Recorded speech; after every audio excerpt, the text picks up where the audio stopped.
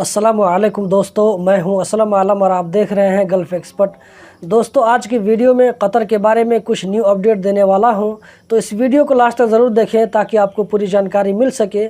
और कतर के बारे में इसी तरह अपडेटेड रहने के लिए चैनल को सब्सक्राइब कर लें। दोस्तों, कतर में फैमिली परमानेंट वीज़ा ओपन हो चुका है। अगर आप लोग कहेंगे तो इसके ऊपर मैं डिटेल से वीडियो बनाऊंगा, जिसमें मैं आप लोगों को बताऊंगा कि इसके लिए क्या क्या रिक्वायरमेंट चाहिए, कितनी सैलरी होनी चाहिए, क्या प्रोफेशन होना चाहिए, और ये कि आम लोग भी इस वीज़ा को हासिल कर सकते हैं या नहीं। अब हम चलते हैं आज की वीडियो की जानिब। कतर में अगस्त के शुरू में जिम्स, मसाज और साउना की एक्टिविटीज़ हेल्थ सेंटरों में शुरू हो जाएगी। दोस्तों, आप लोगों को याद होगा कि 2 हफ्ता पहले मैंने आप लोगों के साथ में एक वीडियो शेयर किया था, जिसमें मैंने कहा था कि एक कतरी और उसका पोता दोनों आदमी ने मिलकर एक ऐसे पेड़ को बचाने की कोशिश की थी जो कि तेज़ आंधी और तूफान की वजह से गिरने वाला था।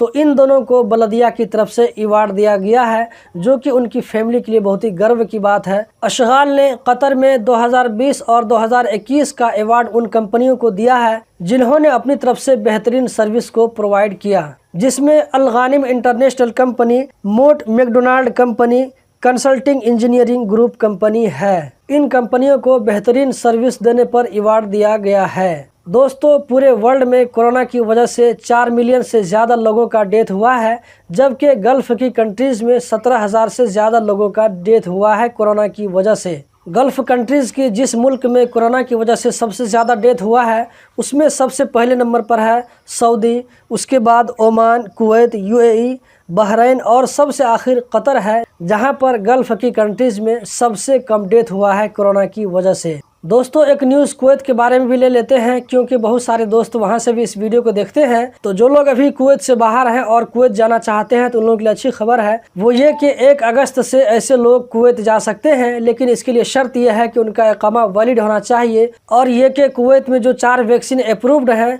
तो उन वैक्सीनों में से किसी एक वैक्सीन को कंप्लीट ले लिया हो। बताया जा रहा है कि अभी कुवैत से बाहर 4 लाख लोग फंसे हुए हैं जो कि कुवैत जाना चाहते हैं। कुवैत में जो 4 वैक्सीन अप्रूव्ड हैं, उसका नाम है फाइजर, ऑक्सफोर्ड, जॉनसन, मोडेर्ना।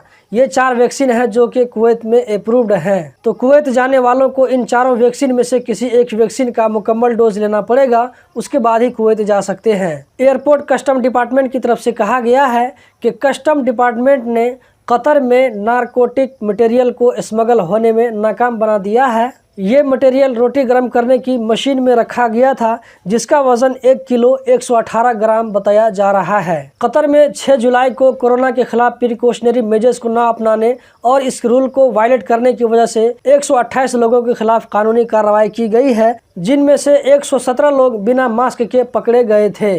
कतर में 6 जुलाई को पिछले 24 घंटों में 93 कोरोना के नए केस रजिस्टर्ड हुए, 53 लोकल जबकि 40 बाहर से आने वालों में। इसी तरह पिछले 24 घंटों में 80 लोग इस वायरस से रिकवर हो गए। कतर में अभी तक 76.7% एलिजिबल लोगों को वैक्सीन का कम से कम 1 डोज मिल चुका है। तो दोस्तों, यही थी आज की वीडियो। कतर के बारे में इसी तरह की वीडियो देखते रहने के लिए चैनल को सब्सक्राइब करें, वीडियो को लाइक करें। बहुत बहुत शुक्रिया।